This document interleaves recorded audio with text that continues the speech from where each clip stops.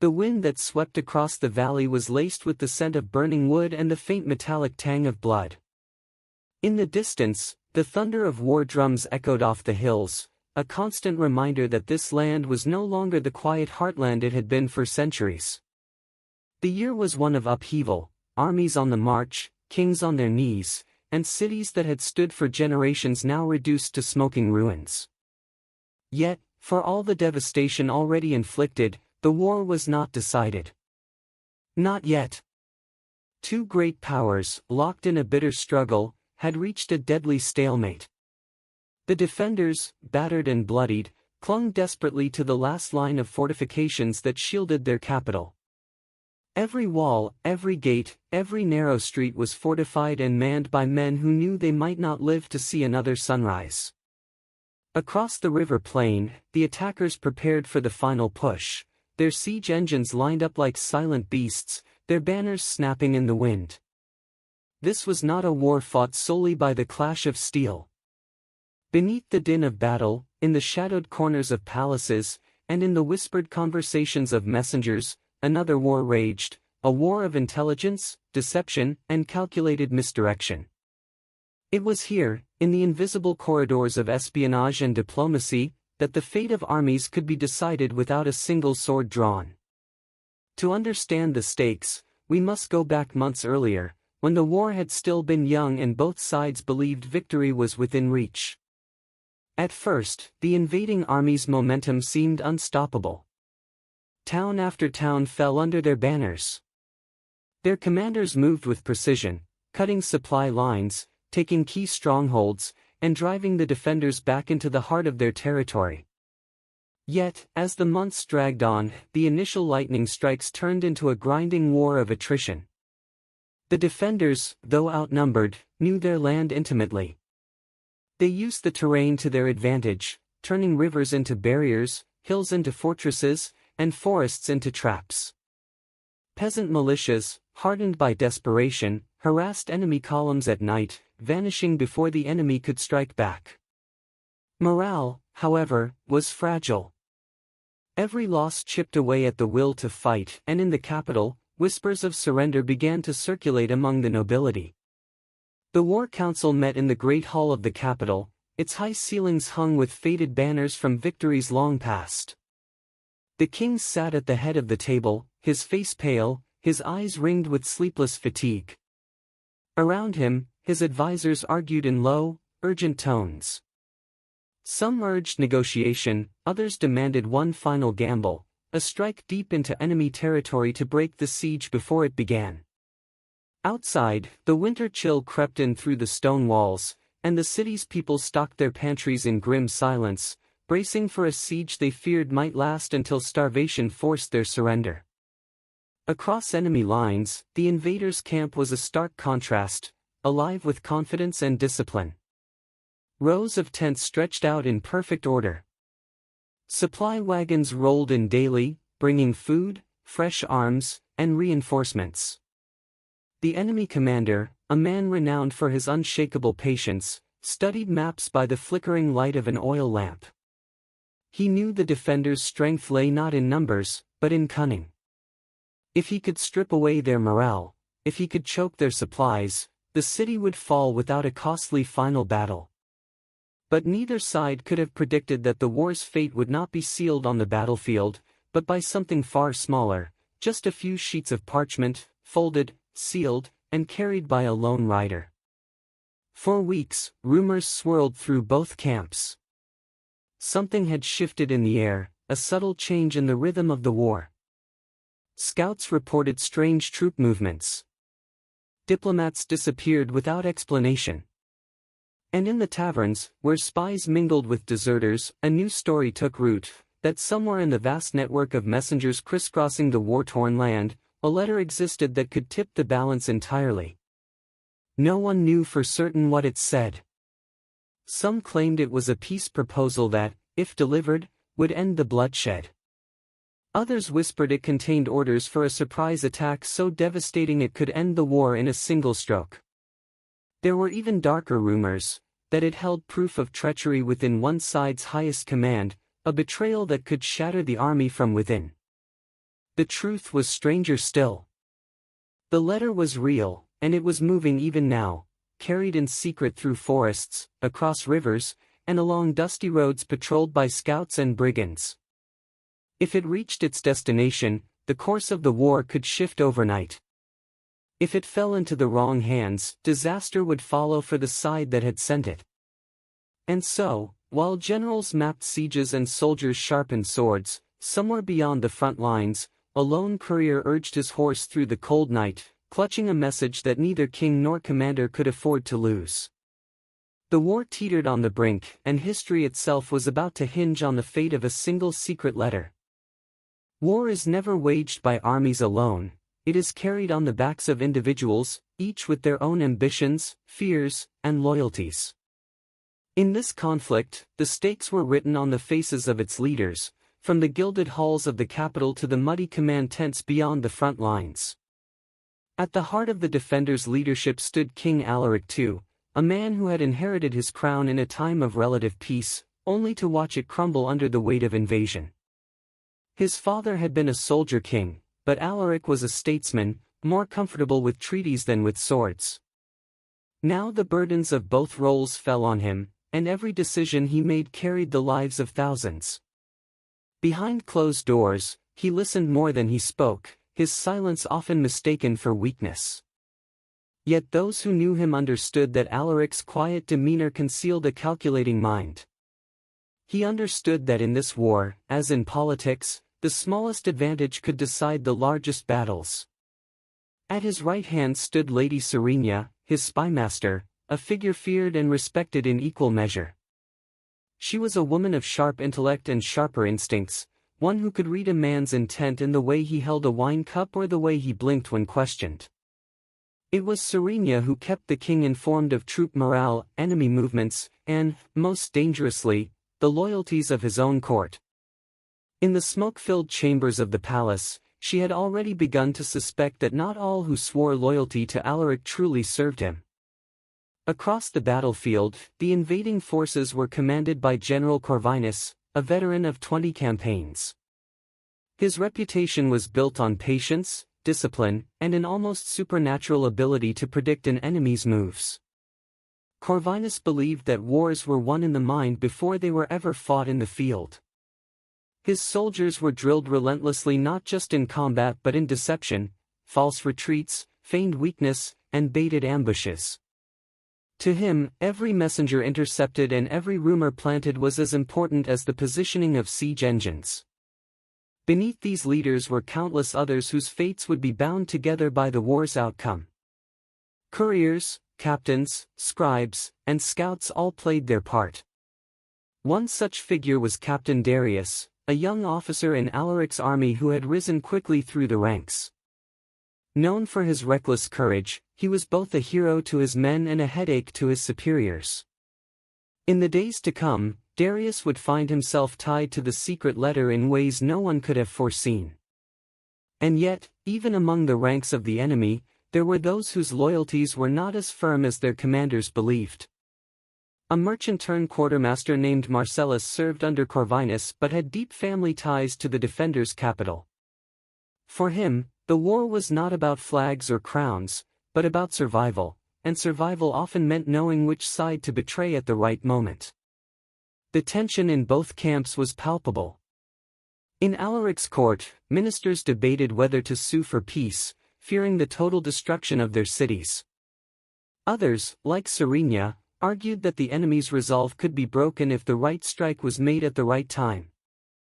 Across the river plain, Corvinus's lieutenants urged an immediate assault, eager to claim glory before winter slowed their advance. Corvinus himself refused to be rushed. He knew the defenders were desperate, and desperation could make men careless. It was into this volatile mix of personalities, ambitions, and fears that the secret letter would soon be thrust. The men and women who held power were already making decisions that could alter the war's path, but none of them yet knew that a single message, hidden in plain sight, would force them to choose between their duty, their honor, and their own survival. In the coming days, alliances would be tested, loyalties questioned, and reputations shattered. Some would see the letter as salvation. Others would see it as a weapon. And for a few, it would be the beginning of their downfall. For now, the armies stood poised, the leaders plotting in their respective strongholds, unaware that history's tide was already shifting beneath their feet. It began not in a war council or a grand strategy room, but in the dimly lit back chamber of a wine merchant's shop, one of the many safe houses scattered across the capital, known only to a handful of the king's most trusted agents. The air was heavy with the scent of oak barrels and fermenting grapes, a sharp contrast to the urgency that gripped the room. Lady Serenia sat at a plain wooden table, her hands folded over a blank sheet of parchment. Opposite her, Captain Darius leaned forward, his brow furrowed as she spoke in a low voice. "This letter," she said, "is not just ink on paper. It is the blade we will place in the enemy's hand, and guide them to cut themselves with it." The contents had been debated for days. A straightforward order could be intercepted and dismissed as a forgery. Too much detail, and it would risk revealing genuine secrets. Serenia's plan was subtle, a message that, if intercepted, would appear to be a legitimate order from King Alaric to one of his frontier commanders, ordering a dangerous and ill-advised troop movement. The hope was simple, yet perilous, that the enemy, believing the letter genuine, would act upon it, unknowingly walking into a carefully prepared trap. Every word was weighed with surgical precision. The letter needed the right tone, the right phrasing, and the right level of urgency. It had to bear Alaric's seal, replicated with the same wax blend and signet impression used for genuine royal decrees. Darius watched as Serenia wrote in a flowing hand, each stroke deliberate. He had seen her forge documents before, but never with stakes this high. When the draft was complete, it was passed to a master scribe, who added the flourishes and minute inconsistencies that made official letters look truly authentic. From there, it went to the royal seal keeper, an unwitting participant in the ruse, who pressed the signet ring into the crimson wax. The deception was now perfect. But sending it out required more than sealing it and handing it to a courier. Serenia arranged for the letter to be carried by a messenger known for his carelessness, a man prone to gambling in roadside inns and boasting about his errands. This was no accident. The plan relied on the letter falling into enemy hands without the appearance of deliberate delivery. The courier, a lanky fellow named Terran, was told only that the letter contained urgent orders for a frontier outpost. He was given a fast horse and strict instructions to ride through the night. What he did not know was that spies loyal to Corvinus had already been alerted to his route. By nightfall, the letter was on the move, tucked beneath Terran's cloak, the horse's hooves pounding against the frozen ground. Beyond the city walls, the countryside lay in shadow, with only the moonlight to guide the way. Somewhere out there, enemy scouts waited, unaware that the prize they hoped to capture might just be the key to their own undoing. The trap was set. The letter was in play. And in the silent spaces between hoofbeats, history was already beginning to shift. The night air was cold enough to sting the lungs, and Terran pulled his cloak tighter around his shoulders as his horse carried him down the narrow forest track. Each breath of the animal rose in a plume of steam, vanishing into the dark. He thought only of the road ahead, 2 days to the frontier, payment on delivery, and perhaps a night's gambling in the outpost tavern. But the forest was not empty. In the undergrowth, a half-dozen enemy scouts lay in wait, their ears tuned to the faint rhythm of hooves. They had been tipped off hours earlier by a shadowy informant whose name they would never learn. The instructions had been precise: a courier traveling light, likely carrying something valuable. Intercept at the river crossing. The attack was swift. As Terran guided his horse over the narrow wooden bridge, figures emerged from both ends, steel flashing in the moonlight. A crossbow bolt struck the planks at his feet, forcing him to pull hard on the reins. 2 men seized the horse's bridle while another dragged him from the saddle. His shouts were silenced by the hilt of a dagger across his jaw. The scouts rifled through his satchel. A loaf of bread, a small pouch of coins, and then, there it was. A folded parchment, bound with crimson wax, bearing the unmistakable seal of King Alaric. Their leader exchanged a look with his second-in-command. "We take this to the general," he said, tucking the letter safely inside his jerkin. "Now." By dawn, the parchment lay on the table in General Corvinus's command tent. The old soldier studied it in silence, his fingers brushing over the seal before breaking it cleanly. His eyes scanned the neat script, and a slow smile formed. The letter was exactly what his spies had promised, a royal order instructing a defensive regiment to abandon a fortified position and march toward a more vulnerable location. It was a blunder so large, so unlike Alaric's usual caution, that Corvinus could scarcely believe his luck. Yet the seal was genuine, the handwriting matched, and the language bore the formal stiffness of an official command. He called for his mapmakers. Within an hour, fresh plans were drawn. If the defenders truly intended to move their forces as the letter suggested, Corvinus could strike in the gap they left behind, cutting off their retreat and forcing the capital into an impossible position. Still, not all were convinced. One of his veteran lieutenants, a man named Veros, eyed the document warily. "It's too perfect," he said. "What if it's bait?" Corvinus considered the possibility, but his instincts, honed over decades, told him this was genuine. And in war, hesitation could be as deadly as any enemy blade. The orders went out. Regiments were shifted, cavalry prepared for a deep strike, and supply wagons rerouted to support the coming maneuver. Scouts were sent ahead to confirm troop movements. Every officer understood the significance. If the defenders truly carried out the orders in the letter, their collapse could be swift and final. Back in the capital, Alaric's court had no idea the letter had been intercepted. Serenia continued her work in the shadows, quietly arranging the trap into which she hoped Corvinus would walk. Captain Darius was already in position with a hand-picked force concealed in the forests near the vulnerable route mentioned in the forged orders. Their task was simple: wait for the enemy to pounce, and then strike from concealment with devastating precision. For 3 days, tension mounted. On the 4th, Corvinus made his move. His advance columns swept into the wooded pass, expecting to find a lightly defended crossing. Instead, they were met with a hail of arrows from unseen positions. Darius's forces surged from the trees, slamming into the enemy flank, while hidden obstacles, felled trees, spiked pits, turned the terrain into a death trap. It was the first time in months the defenders had struck such a decisive blow. Entire enemy companies were cut down or forced into retreat. The momentum, however slight, shifted. In the capital, news of the victory spread like wildfire, lifting spirits and quieting talk of surrender. Yet in Corvinus's tent, the realization was dawning. The letter he had trusted so completely was no gift of fortune, it was the edge of a knife, and he had grasped it by the blade. The ambush in the wooded pass was more than a battlefield victory, it was a psychological earthquake. For the first time in the war, the defenders had seized the initiative, and the shockwaves rippled through both armies.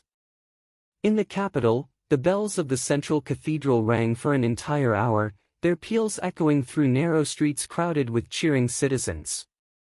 Soldiers returned bearing captured enemy standards, parading them before the palace gates. The air was thick with pride and relief, but in the war council, Lady Serenia kept her expression measured.